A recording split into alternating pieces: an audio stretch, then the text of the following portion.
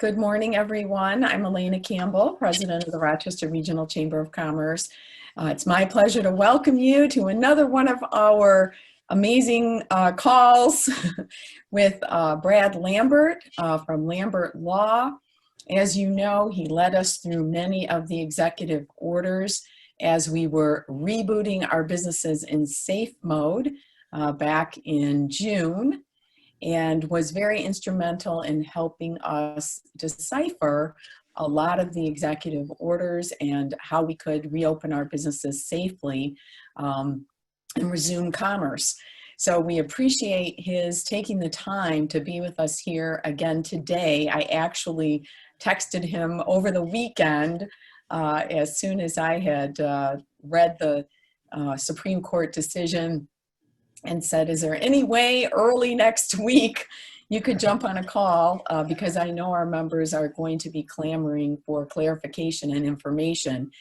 And as is par for the course, things have changed rapidly already since that Friday decision was made by the Supreme Court. So Brad's going to talk a little bit about what has transpired since then as well.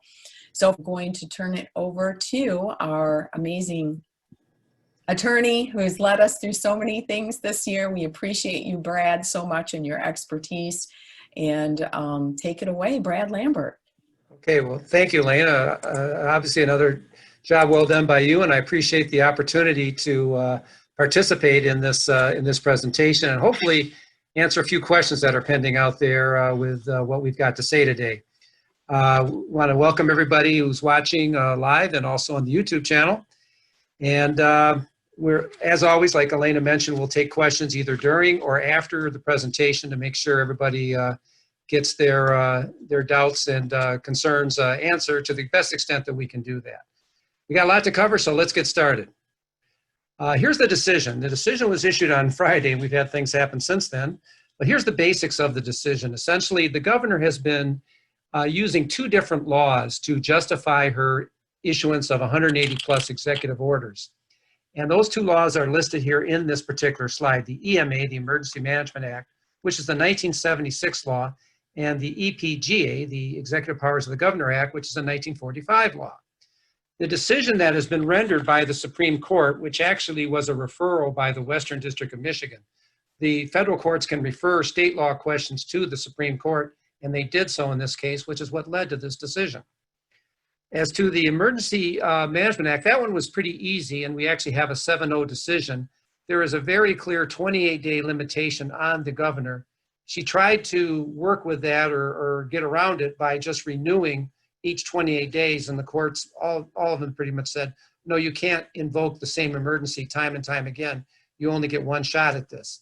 And what happened back in April was that the legislature actually extended the 28-day period to the end of April, but they did not extend it further. So the court ruled that without that extension, the authority of the governor under the EMA expired on the date shown there, April 30 of 2020. Now we have another law that she's been invoking, and Mike Weber noted this in one of the chamber's early presentations. He said, we saw this one coming. She started invoking this law, which is rarely invoked by any governor and was not, to my knowledge, invoked by Governor Whitmer at all in 2019. This law, the EPGA, does not have the 28-day limitation, which is why she turned to that, because she was obviously anticipating going beyond the 28 days allowed by the 76 law.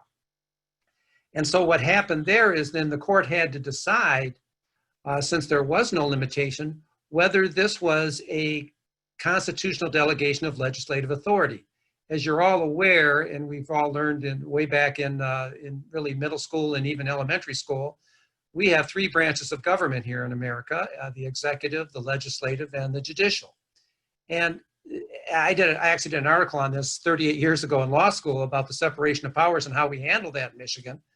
And one of the ways we handle it in Michigan is we actually have a Joint Committee on Administrative Rules, which oversees any rules that are enacted by the administrative agencies. They didn't go this way probably for that very reason. That's a very lengthy process.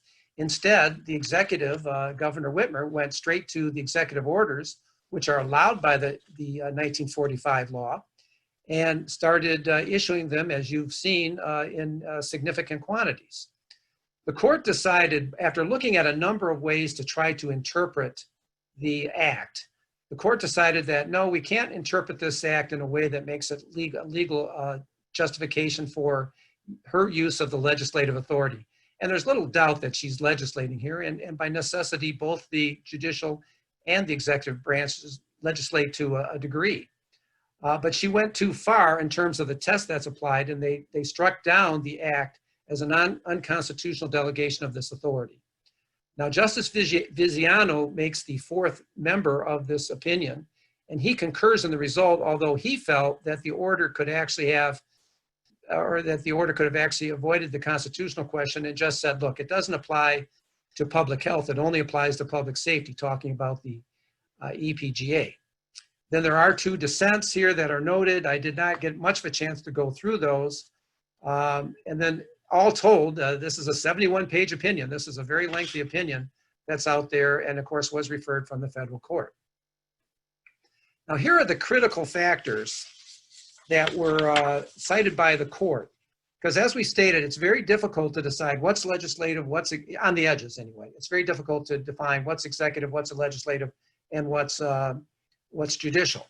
So the current principle, it was different when I wrote my article back 38 years ago, but this is the current principle they use, is that the EPGA, to be constitutional, must provide an intelligible principle to guide the administrative agency's use of the authority which has been granted to them in their executive discretion. And the scope of the delegation is very important. As the court explained, if the scope is very limited, then we're going to give you broad latitude. But here, where the scope was enormous, about as enormous as we can imagine, where they could control the entire economy, then scope becomes very important.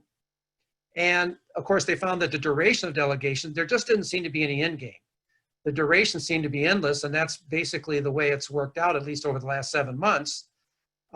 So what the court found, applying these standards, is that it was just too indefinite in terms of duration. And essentially what the order says, and I'm going to read this, the order essentially says the governor can do anything which is reasonable and necessary to protect public safety. That's essentially what this order says. And historically, the argument's been made in the court and elsewhere that historically this was a reaction to riots in Detroit, which happened a few years earlier before 1945. So the public safety reference is really in reference to that sort of activity.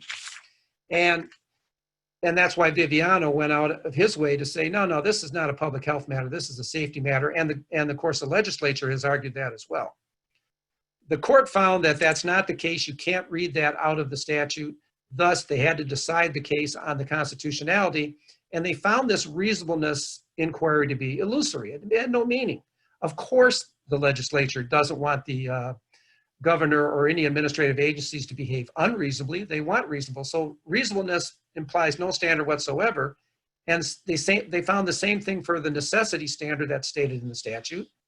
Necessity is meaningless because, you could use necessity and say that, well, gee, and this is the example the court gave, the governor could say, I think driving's too dangerous. I think we should stop people from driving. It's necessary to protect their safety. So with that standard being that vague and that able to be stretched in that manner, and actually we've seen a similar action from Governor Newsom in California where, the autos we make here in Michigan, oh, excuse me about that, folks, sorry. The autos we make here in Michigan aren't going to be allowed in 2035.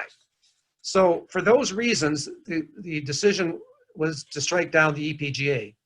And of course, in the other decisions, which I've covered to a degree already, there are other decisions out there, and they're just summarized there. It's interesting to see the back and forth, which I didn't get to spend a lot of time on. There's a lot of back and forth with respect to how this should have been decided, which is really some very interesting discussion, but we're not going to get into a whole lot here because we've had a lot happen since then, so we've got to get into that. Now, where does the case go from here? We're going to address the case for one more minute. Of course, there was a lot of confusion when Governor Whitmer came out and said, no, I have 21 days here. Right? There's a 21-day rule. And there is a 21-day rule. It doesn't apply. And she has 21 days to ask for reconsideration of the order. But there is no automatic 21-day stay of the order. It's dated October 2nd, and it takes place on October 2nd. It takes effect. She can certainly, and she has, moved for reconsideration or immediate consideration of other matters. And as many of you know, yesterday the governor filed a immediate consideration motion to delay the order for 28 days. And she cited a number of factors. The unemployment beneficiaries, they need transition time to adjust to this new reality. And she even cites the stay procedure still as some kind of attempt to try to say that, no, you got to give me this 28 days. But she essentially, late in the motion, concedes that that argument really doesn't have any weight. Okay, I'm familiar with the stay procedure in the circuit courts, not so much in the Supreme Court. And it's really meant to keep people from enforcing a money judgment. You got to wait 21 days to enforce a money judgment. That's its primary purpose, not its only purpose, but that's its primary purpose. So she has conceded that, but now she's just asking for them to stay because of the monumental impact of their decision. And frankly, I think, again, they don't want to deal with the legislature. There's a lot of rules for that. There's a lot of reasons for that, but I think that's one of them. And by the way, strategically, if you're wondering why she's doing this when it seems to be out on a limb so much, this is clearly aimed at Judge Clement. She has been in favor of delay and in fact caused the delay of this decision in June by voting with the other three who are now the dissent. So my take on this is that that's who they're really arguing to try to get this delay, because she's come down in favor of delay before. Now, that's not the end of legal cases here in Michigan. There's still plenty of legal cases out there on all this that are still pending. And I've summarized a few of them here. Believe it or not, the Mankey Barber controversy is still ongoing. But we also even have the legislature's case, which is pending before the Supreme Court. They've not yet accepted the appeal of the case. My guess is they'll do one of two things. They'll either issue an opinion saying, see our opinion we just issued on October 2nd, or provide some detail, or they'll send it back to the Court of Appeals, and they will have the Court of Appeals issue an opinion which is consistent with what they just said. There are plenty of other cases out there that are going to be cited, and because of the executive orders that we're going to be addressing in a minute, I'm sure there's going to be more cases to come.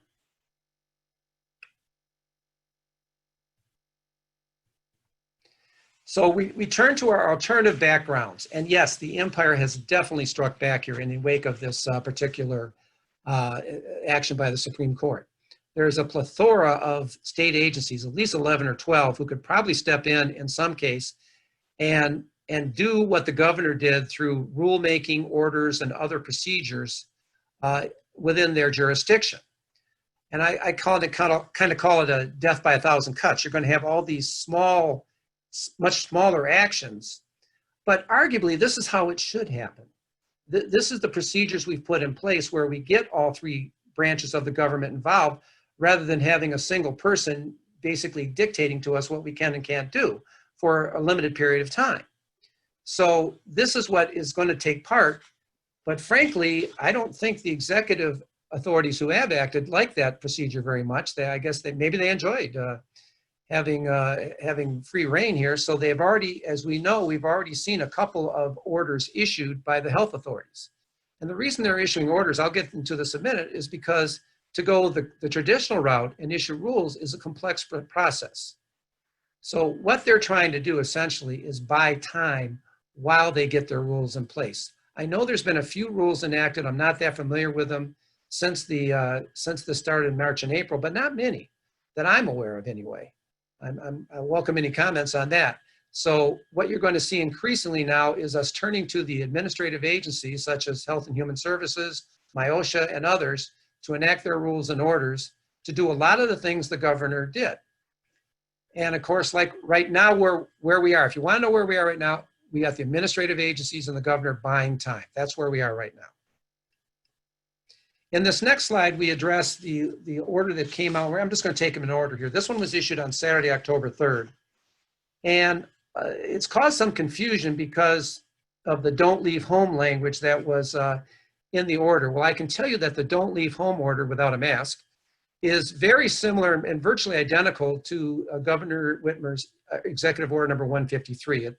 It seems to borrow heavily from that order. All the language in the Oakland County Local Health Order borrows heavily from EO 153. You've got the same kind of restrictions with one addition on athletics.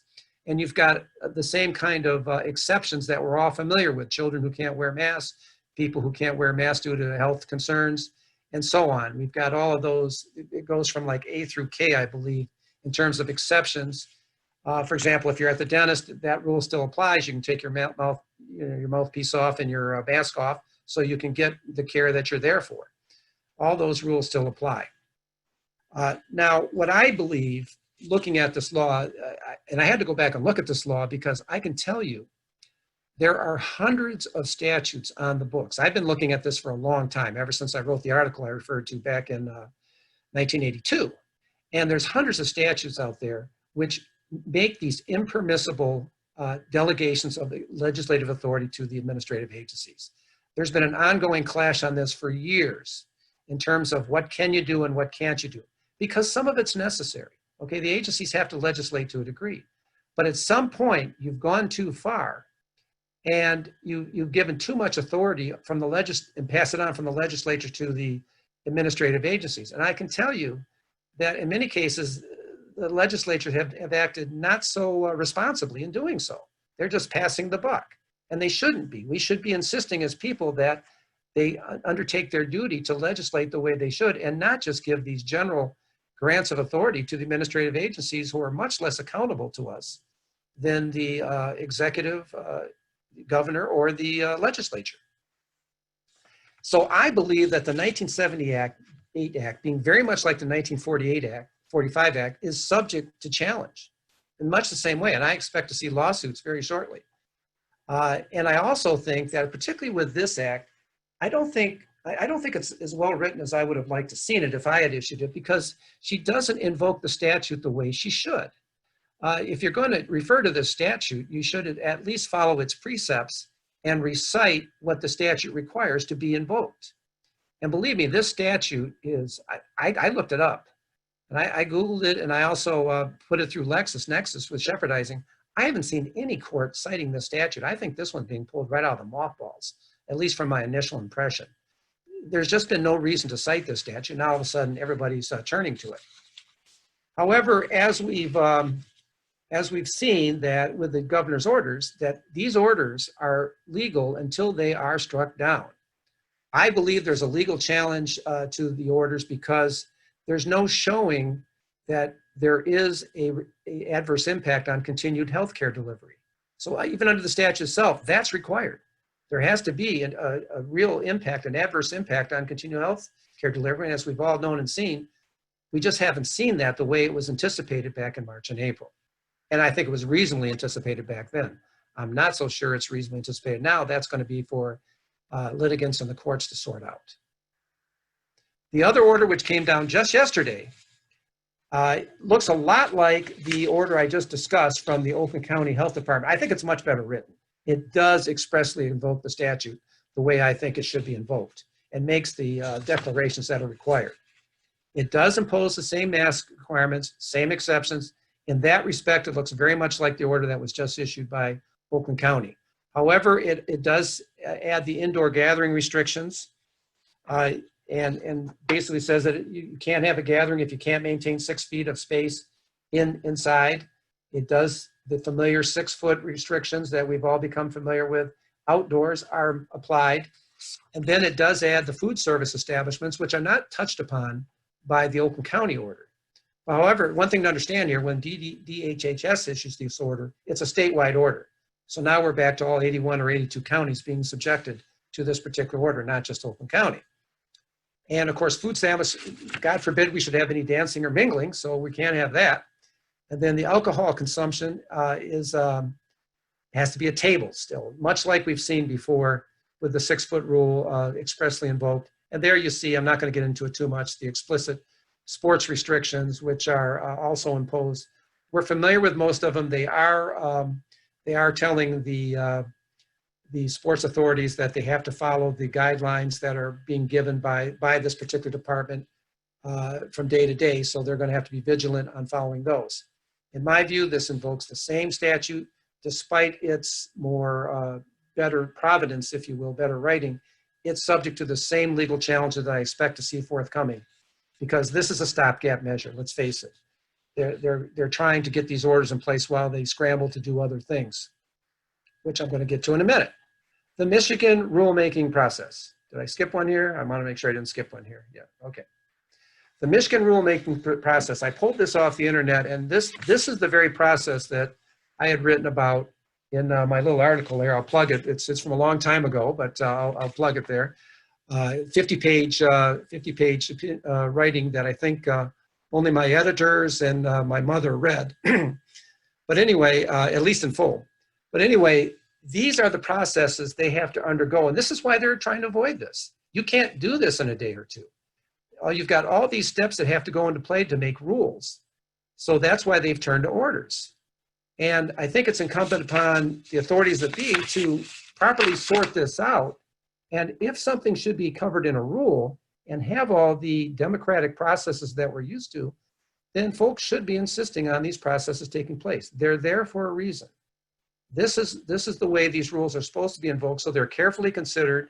We have measures that are tantamount to the perils that we really face, and not just a quick order that's being written out that may or may not fit the bill in terms of what society really needs. These rules are here for a reason, and it's important that they be followed and these processes be followed so that the rules can make sense to the public that they apply to. So in summary, as to the executive orders, I hope everybody understands, and I'll certainly take questions on this. The executive orders that have been issued are good law until they are challenged and struck down, much like the executive orders that were just struck down last Friday. So here are just a brief summary of the ongoing compliance protocols that we all should be concerned about. Right now, statewide, there are no special occupancy limits imposed by COVID. So we go back to the normal limits that we have, of course, subject to the 6 foot and the gathering rules that are stated in the MDHHS order. The employee check-in protocols are not applicable right now. I've not seen any order that put that in place yet, although you should keep a close eye out. I wouldn't be surprised to see that coming down the pike real soon. The reporting standards that have been in place, that are not in place right now, once again, keep a close eye out. Every business can be open. There is no general restriction on opening. It's just that when you open, you have to comply with the orders that are in place right now. The cleaning standards also. Certainly general, when I say no cleaning standards, I don't mean there are none. What I'm saying is there's no COVID-19 cleaning standards that we've become used to since March and April of this year. Now the health code penalties are in place as opposed to the criminal penalty that was under the executive order rules. And of course, everyone is free to protect themselves. You can make your own decisions to protect yourselves as you see fit, which some would argue is certainly important in any respect. So those are the protocols we have. I'm certainly willing to take any other questions about protocols that may or may not apply. But that's a brief summary of what we are still up against in terms of dealing with the COVID-19 pandemic. And as always, I'd like to summarize the legal services that Lambert Law provides. Here's a brief summary, a picture of myself and my son, and that we do on a regular basis to help people out in the Rochester and surrounding areas with any legal challenges that arise in this very crazy environment we find ourselves in 2020. And we do litigation in all these disciplines as well. And finally, I again want to thank Elena, Maggie, and the Chamber for this opportunity to present to you, to give you our perspective on what's going on in these wild and unpredictable times. And hopefully we've offered a bit of solace and guidance as to what's going on in the legal world right now with this recent order and the recent executive orders that have been coming out. And with that, Elena, my presentation is concluded. We can certainly deal with questions and whatever else I'd like to do with, I'll stop by sharing. Thank you. Thank you so much, Brad. I know there are a few questions. I know I have a few of my own questions. Someone did ask if we would make the slideshow available. And yes, I'm sitting here working right now on a follow-up email to everyone who registered. And we will provide you with the PowerPoint presentation. And then also, I want to remind you, we recorded it, and later this week, we'll have it up on our YouTube channel as well. So you could listen to it again or watch it again. or let your friends know about it as well. One of the questions I have is, okay, you just mentioned enforcement. I do know I was on a call this morning with my cohorts from other chambers across the state of Michigan, and the Michigan Sheriff's Association was meeting this morning at 8:30 a.m. I'll bet they are. Yeah, to discuss, right, exactly what we've been discussing, and so that they can formulate, obviously, what their response is supposed to be, I think, to this. Now, wouldn't, through the health code, okay, so Department of Health and Human Services, couldn't they then go through for restaurants and food establishments, then the Michigan Department of Agriculture? Like, I know I'm licensed, my ice cream shop is licensed actually through the Michigan Department of Agriculture and Rural Development. Mhm. So is that a direction that they would go in to enforce some of this with restaurants and food establishments? Yes. Now, the MDA obviously cannot invoke the same statute because it's under the statute that's been invoked is the Public Health Act of 1978. So MDA doesn't have any direct authority under that act. So they're going to have to go out and find something that would give them a right to immediately act, or if they don't have that, and I would suspect they do not, then they're going to have to go through the rulemaking process that I just showed you in slide 10, I believe it was, where they're going to have to enact actual regulations if they want to do something specific to change the existing rules with respect to COVID-19. Now, they certainly, as always, remain able to enforce the existing rules, and they probably have a little wiggle room with respect to how they might adjust because some of these rules have very vague standards. So they probably have a little wiggle room to be able to come in and say, you know, under the current conditions, you've got to do this, even though you didn't used to have to do this before March of this year. So yeah, they've got a number of tools at their disposal to go ahead and enforce existing rules. And of course, if they feel the need, enact new rules which implement COVID-19 protocols. Okay. Thank you. We have a question. Are we able to have a meeting of 12 to 15 in a restaurant now? I'm still confused with the MDHHS order. Yes, if you can maintain 6 feet of distance. That's essentially what the order says. It's going to be a little awkward. You better have a big room. But the answer is yes. So here's the confusing part, I guess, with regard to that. If 10 people 10 friends or 10 people walk into a restaurant and ask for a table, they would be seated at a table and didn't have to have 6 feet of distance. Right. Am I correct? Correct. Okay, but if you're going to hold a meeting at a restaurant, they would need to maintain 6 feet of distance.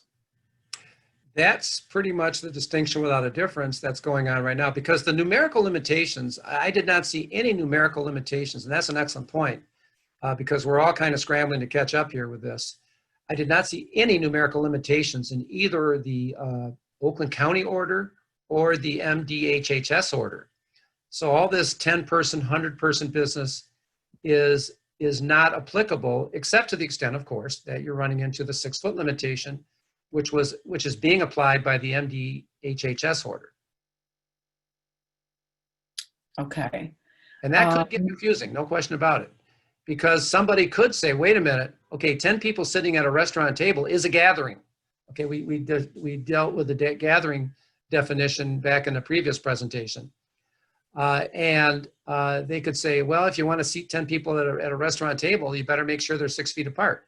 I think that is a legitimate application of the rule that has been passed by the MDHHS while it remains in effect. Okay. When we held the roundtable at Tanya's, Victorian Rose, last month, we did maintain 6 feet. We didn't go over her restaurant capacity limitations. And then we did seat everyone. Tanya measured. I know how much work she went through to make sure she followed the rules to the letter. And she actually measured to make sure everyone was seated, 6 feet apart. I'm glad you didn't measure my wine consumption. That's not required under the rules, Tanya. Yeah. Yeah, I know. It was a very stressful meeting, and we appreciated everything. Tanya handled it all beautifully and did a absolutely fabulous job. Sure she did. Yeah. And kudos. anyone else is invited for a nice restaurant experience. Just call ahead. Yeah. Understood. So we have another question. Will senior communities be able to have visitors? Good question. I see no restriction right now.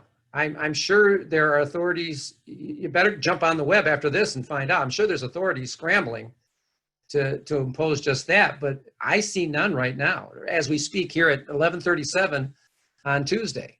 Now, couldn't the facility itself, though, decide to impose limitations?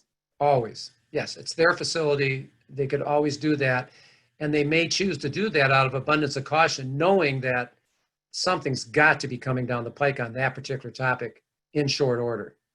I mean, like I said, we could meet 24 hours later and very much find that something's been issued. It wouldn't surprise me at all. Right. Okay. Can we just continue to enforce the rules we have had in place, or must we relax our rules to meet the most liberal reading of these new orders?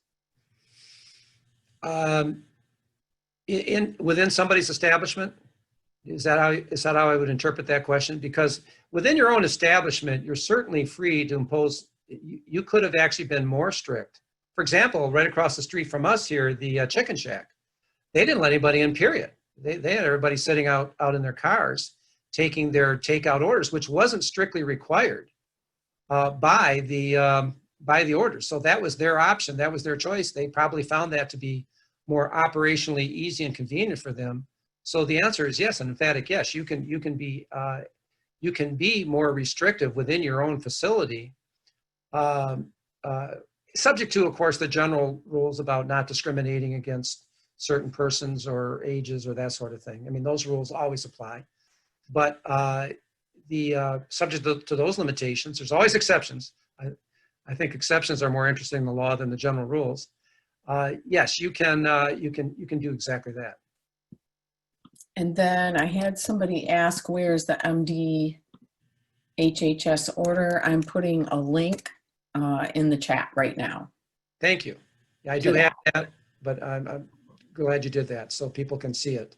Because right now, that's basically the law of the land when it comes to these topics we're discussing.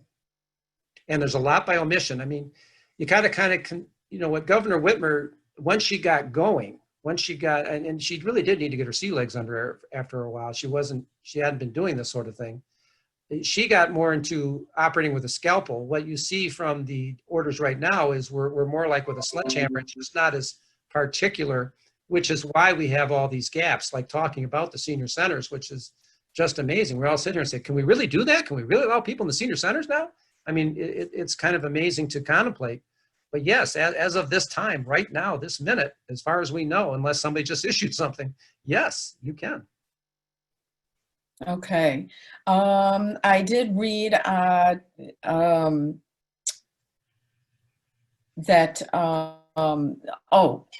sorry, I lost my train of thought for a minute. We did send out last week, also just wanted to point it out to everyone, information about legislation that is still pending in the state legislature, which would protect businesses and organizations and school districts and universities from liability. Brad, do you want to talk a little bit about that? Yeah, I can talk a little bit about it. I mean, essentially the idea of the legislation, and I'm not going to profess to have a great deal of familiarity with the details, but generally the idea of the legislation is to encourage and enable businesses, schools, and everybody else to allow people in without fear of litigation. Now, I can tell you, just as a general proposition, it's extremely difficult for somebody to prove that they were infected at place X. So this is certainly an added layer which can give some comfort. But the infection cases, I've dealt with them, not directly, but in addressing them with other attorneys. Unless it's a pretty clear-cut case, it's very difficult to say, okay, I was infected at place X, not YZ or any other place I was at during that 14-day period. But nonetheless, it's good comfort to businesses to be able to have that protection so that they can operate and not feel like, okay, we're going to get hit by a wave of COVID-19 cases, which of course impose their own expenses. Even if you're not liable, you end up paying attorney's fees and incurring a lot of expense and lost time defending those cases. So it's good to have another layer of protection for businesses, schools, and others with respect to this particular ongoing pandemic. Right. And you know, I think too, we still have to remind everyone, right?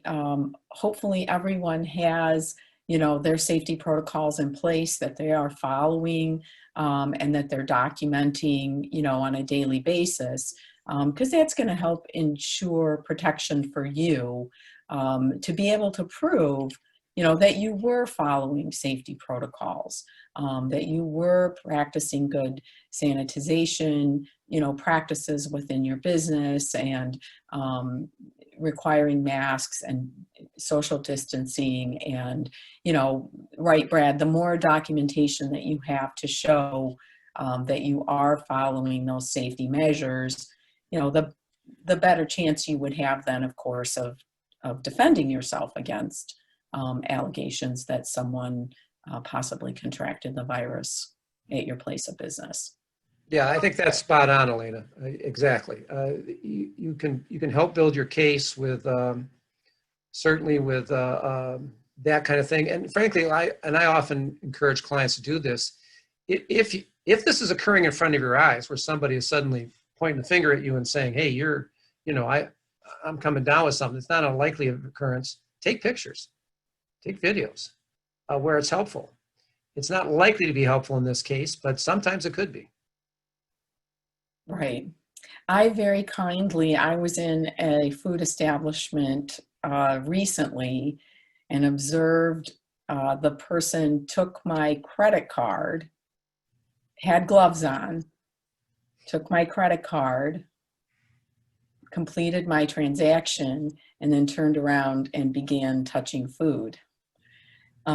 Which I know from owning a food business, that's not okay to do that. Definitely not. And I very kindly just pointed it out and said, you know, you may want to do some more training with your staff. They're not understanding, you know, when they need, what they can touch when they have gloves on. I did for my ice cream shop an actual video explicitly showing my staff, you know, when wash your hands, put on the gloves, and here's what you can touch, and here's only what you can touch.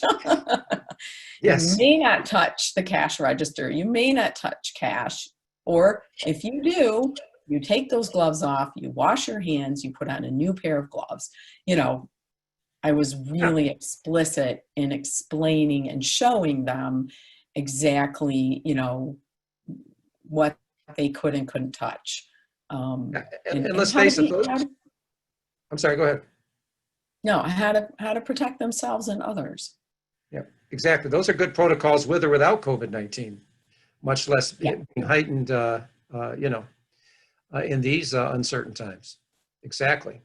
And it's much like, you know, it's much like you imagine what you hope that healthcare facilities do. I think the same kind of rules and protocols transfer to food establishments. Right. And it's just a matter of training. If you've never been in the, health industry or the food industry, you wouldn't think about some of these things. So it's just a matter of training people, and once they understand, they're more than happy to Yes.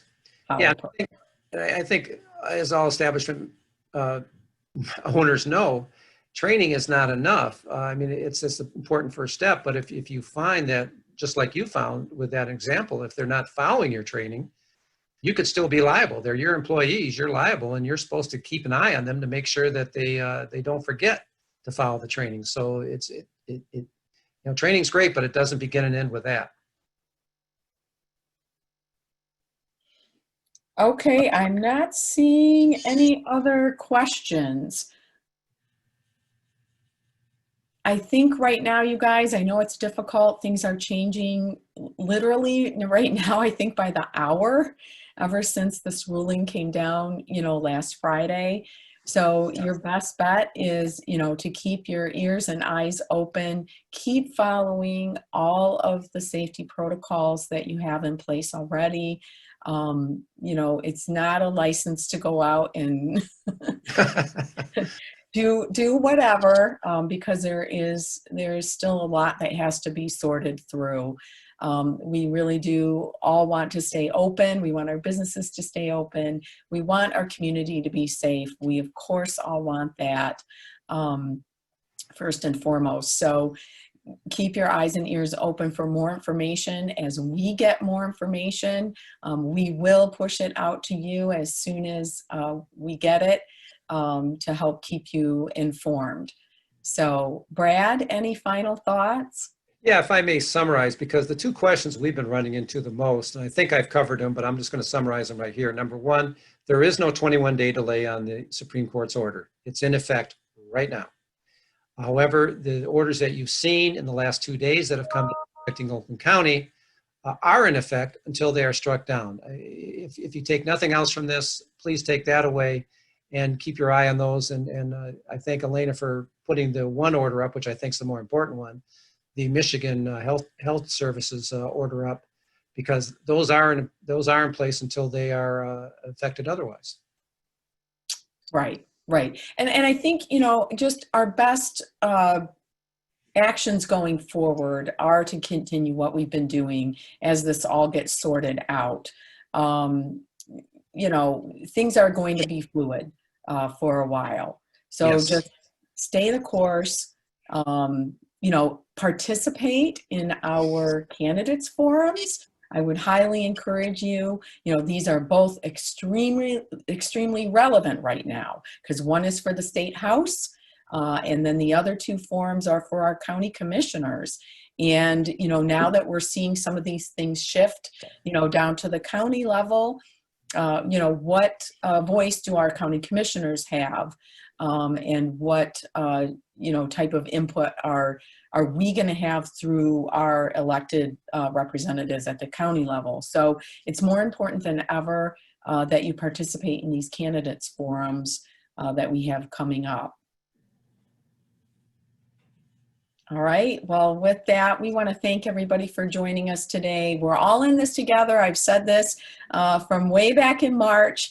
We're all in it together, and together we're all going to get through it. We've been supporting each other. Our community has really come together in so many amazing ways. Our businesses have thought outside the box in so many amazing ways. It's kind of exciting to see some of the new and creative things that have happened. I'm going tomorrow night. My husband and I are celebrating our 30th anniversary. We got a room at the Royal Park Hotel for their vertical concert. So we're really excited. That's something new and creative that never would have happened if we wouldn't have experienced this. So I do like to focus on positive, some of the positive things that have come about, and there are positive things that have come about with regard to this. And so as a community, we are getting through it together and supporting each other. And you guys are all so important to us. And we appreciate every one of you and everything that you're doing. So thank you again to Brad. We really appreciate you and your willingness to kind of, lead us through these and take the hot seat and answer our questions. Yeah. And try to lead us. So we appreciate you. So Thank you, Elena. Congratulations on your 30th wedding anniversary. Very nice. thank you. All right, with that, we'll sign off and stay tuned for more information.